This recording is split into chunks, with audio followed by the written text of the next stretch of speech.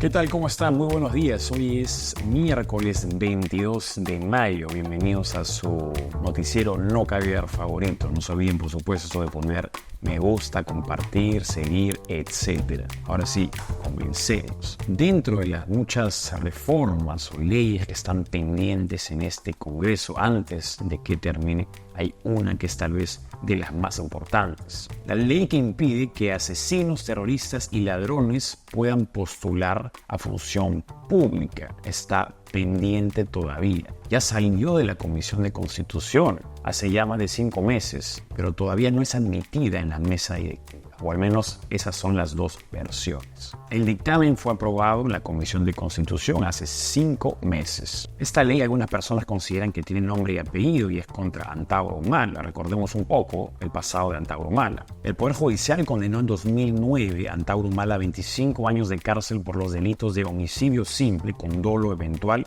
secuestro agravado, daños agravados, sustracción o arrebato de armas de fuego y rebelión en agravio del Estado y un grupo de efectivos de la Policía Nacional de Perú. Sin embargo, a pesar de eso, hoy podría ser candidato a la presidencia, o al Congreso, o al Senado. Recordemos la vez que Antauro dijo que Sendero Luminoso era lo mejor de la izquierda.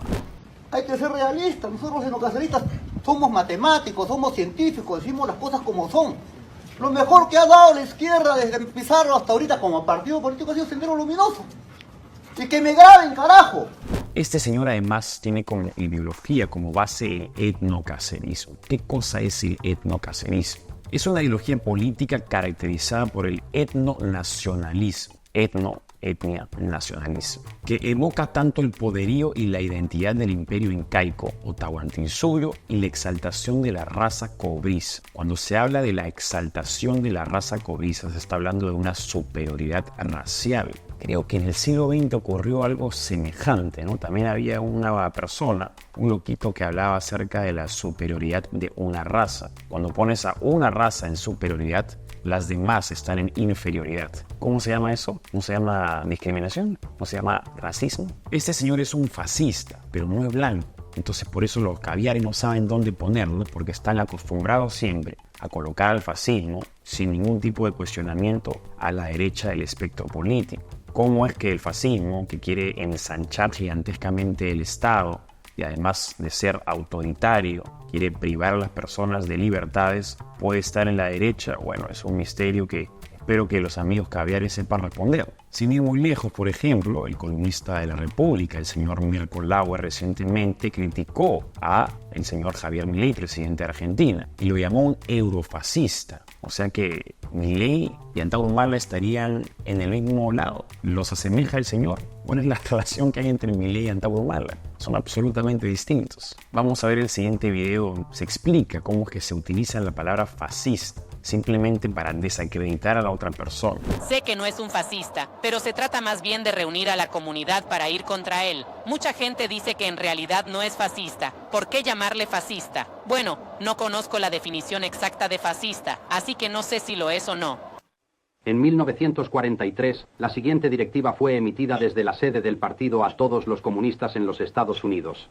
Decía: cuando ciertos obstruccionistas se vuelven demasiado irritantes, etiquétenlos como fascistas, o nazi, o antisemitas, y utilizar el prestigio de las organizaciones antifascistas y de tolerancia para desacreditarlos. En la mente del público, asociamos constantemente a los que se nos oponen, con esos nombres que ya huelen mal. La asociación, después de suficiente repetición, se convertirá en un hecho en la mente del público.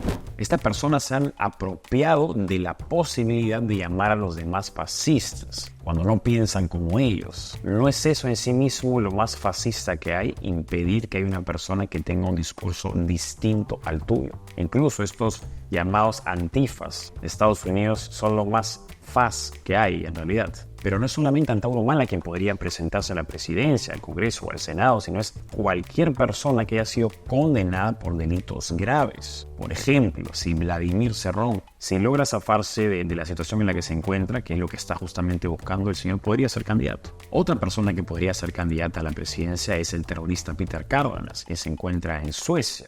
el número 2 del MRTA, el que creó las cárceles del pueblo, donde se torturaba a empresarios. Y el señor está viviendo en Suecia justamente porque ahí está el dinero de todas las extorsiones que el señor perpetró. Es más, recuerdo que hace unos años, en el año tal vez 2020, Caretas, no sé por qué, pero Caretas le hizo una entrevista a Peter Cárdenas. Hoy en día, si uno trata de entrar a la entrevista, esta ha sido borrada. Me imagino que Caretas habrá tenido la vergüenza correspondiente para continuar proyectando esa entrevista y la borró. Sin embargo, recuerdo muy bien la entrevista, la leí con bastante indignación y el terrorista Peter Cárdenas decía que él quería volver al Perú a hacer política, pero los fujimoristas no lo dejaban.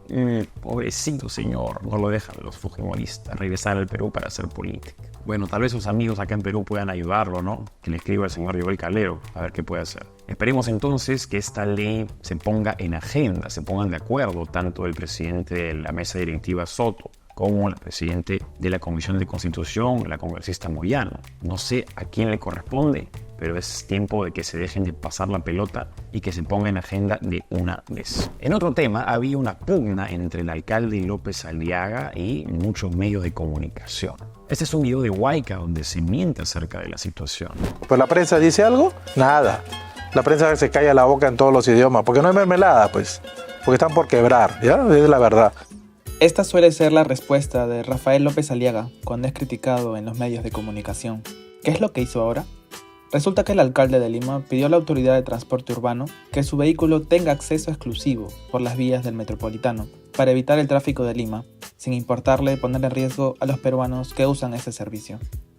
Formulamos esta solicitud teniendo en consideración que por la congestión vehicular, especialmente en los accesos al centro de Lima, no permiten cumplir adecuadamente con la agenda de la Municipalidad Metropolitana de Lima, especialmente en los casos que requieren nuestra presencia de forma urgente. No solamente Huayca, sino ha habido bastantes medios de comunicación, la gran mayoría que han tergiversado la solicitud que hizo la Municipalidad de Lima. Lo que se está diciendo es que porque mismo él quería utilizar las vías del metropolitano para moverse a través de la ciudad de Lima, pero eso no es verdaderamente así. El alcalde ha sacado un video explicándolo muy bien. La solicitud se hizo para el vehículo Nissan de placa GW176, que transita única y exclusivamente a agentes de seguridad de Estado, no al alcalde López Aliaga. A los agentes de seguridad de Estado para que transite por las vías del metropolitano y no para su uso personal, como así lo han indicado los grandes medios de comunicación, entre ellos La República, Huayca y Virgen de los 40, Marcos y Fuentes. Además, se decía que el vehículo solicitado tiene una multa por exceso de velocidad. Es cierto, pero corresponde a 2022, cuando el alcalde era otro. Ahora la pregunta es a quién le corresponde pagar la multa. ¿Al alcalde de ese entonces? ¿Al alcalde actual? ¿A la municipalidad? No lo sé. En el video que ha sacado Porky explicando esta situación, él también levanta una crítica que dice: se están enfocando en mi pedido, pero nadie está hablando acerca de los 25 millones de dólares que está pidiendo Odebrecht al Estado peruano por indemnización. Odebrecht, la empresa más corrupta de la historia de Latinoamérica, y que el Estado peruano le paga 25 millones de dólares. Somos verdaderamente el hazmerreído de la región, porque hubo un acuerdo muy entreguista por parte de los políticos disfrazados de fiscales, el señor Vela y el señor Pérez, donde se le entregó todo lo que estaba pidiendo Odebrecht. Para poner un poco en contexto, para recordar, se le permitió a Odebrecht que se llevara los 524 millones de soles que sobraron de la venta de la hidroeléctrica Chanja. Esto o algo semejante no ocurrió con los otros países donde la mano de Odebrecht había pasado. Además, nunca se ha allanado Odebrecht, las oficinas de Odebrecht acá en Perú, ni tampoco la casa de Jorge Barat. ¿Por qué? Bueno, pues que Pérez y Vela den una explicación. Para continuar con Odebrecht, porque esto sí ha sido noticia mundial, la Corte Suprema de Brasil anuló los procesos contra Marcelo Odebrecht, quien había sido capturado en el año 2015 justamente por esta megacorrupción, la megacorrupción más grande de la historia de Latinoamérica, que involucraba a esta empresa brasileña con muchísimos países, con muchísimas regiones o gobiernos regionales, gobiernos locales de toda Sudamérica. Pero ojo con esto, la decisión responde al pedido de defensa legal del imputado, el cual alega que, puesto que las investigaciones contra otros acusados fueron irregulares y se le suspendieron los casos, debería correr la misma suerte para el expresidente de la constructora. ¿What? Hay que recordar además que Marcelo Odebrecht aceptó la culpa, dijo yo soy corrupto, casi tanto como la señora Susana Villarán, quien dijo que había aceptado las coimas en vivo e indirecto, pero que aún sigue libre, casi 6-7 años después de haber hecho esa confesión en televisión. ¿Por qué será? Esta verdad es que siempre supe de los aportes de empresas a la campaña del no a la revocatoria. Tomamos la decisión, José Miguel Castro y yo, de procurar y aceptar fondos de campaña. El mismo juez que hizo el pedido de anulación para el caso de Marcelo Odebrecht, se trata del magistrado José Antonio Díaz Toffoli, también había anulado las pruebas obtenidas tras acuerdos de colaboración con Odebrecht. Esto se dio tras pedido de la defensa del expresidente Lula, quien también estuvo 580 días en prisión, condenado por corrupción y lavado de dinero, en un proceso que después fue anulado y que se basaba en parte en pruebas ofrecidas justamente por Odebrecht. ¿Coincidencia? El proceso de Lula, la razón por la cual el señor salió de prisión después de 580 días, fue por las siguientes razones, porque el juez que lo sentenció, el señor Sergio Moro, luego fue ministro de Justicia de Bolsonaro. Por eso. Entonces dijeron, no, como es cercano a Bolsonaro, entonces todo el proceso tiene que caerse. Ha sido parcial, no ha sido imparcial. A pesar de que Marcelo Odebrecht aceptó toda la culpa, a pesar de que había evidencias que demostraban que efectivamente el señor Lula había recibido coimas por parte de Odebrecht, como el juez luego se convirtió en ministro, dijeron no, muy cercano a Jair Bolsonaro, se cae todo. Y ahora el expresidente Lula es el presidente Lula. Salió de la cárcel para postular y fue elegido. Qué pena por Brasil. En otra noticia, puede que las ONGs tengan los días contados. Vamos a contar acerca del proyecto de ley del congresista Alejandro Muñante. En su Twitter, él pone ONGs con fines ilícitos tienen las horas contadas. Acabo de presentar una propuesta de ley número 7818 que modifica el Código Civil para uniformizar y optimizar la disolución de las asociaciones, fundaciones o sociedades cuyas actividades sean ilícitas o en su defecto reciban financiamiento nacional o extranjero para actividades consideradas ilícitas en territorio peruano. Hay decenas de miles, si no centenares de miles de ONGs en el Perú que reciben dinero, no se sabe de dónde y no se sabe para qué. ¿No es tiempo ya que sean fiscalizadas estas ONGs? Alejandro Muñante lo que menciona es para actos ilícitos. No especifica para qué, pero creo que hacia dónde va. Está hablando del aborto. Bueno, yo no quiero meterme en realidad en los cuerpos de las mujeres. No, mentira, tengo un cerebro funcional y no soy un caviar. Por supuesto que el aborto es un delito y la vida se defiende desde la concepción. Ahora, justamente porque el aborto es un delito, el hecho de promover el aborto también es un delito. El artículo 316 del Código Penal dice lo siguiente: apología. El que públicamente exalta, justifica o enaltece un delito a la persona condenada por sentencia firme como autor o partícipe será reprimido con pena privativa de libertad no menor de 1 año ni mayor de 4 años. ¿Cuántas ONGs se dedican a promover el aborto todos los días, como si fuera una práctica libre, como si no fuera un delito?